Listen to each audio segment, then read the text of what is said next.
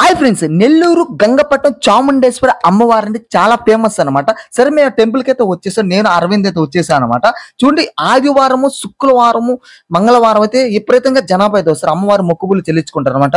మేమైతే దర్శనానికి అయితే వచ్చేసాం. మేమైతే సాధారణ దర్శనం టికెట్ అయితే తీసుకున్నాం, 10 రూపీస్ అనమాట.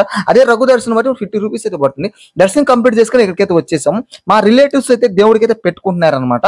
చూడండి, మా అరవింద్ అయితే ముందు పెట్టించుకున్నాడు, తర్వాత నేను కూడా పెట్టించుకున్నాను. ఇది చూడు, 2 vada, chicken curry, mutton biryani చేశారనమాట. టేస్ట్ చాలా బాగుంది.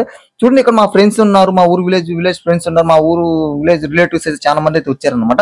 సరే, ఇక్కడ నుంచి మేమైతే మైపాడు బీచ్ కి వెళ్ళిపోయాం. మైపాడు బీచ్ ఇక్కడ నుంచి గంగపట్నం నుంచి 3 కిలోమీటర్స్ దూరంలో అయితే ఉంటుంది.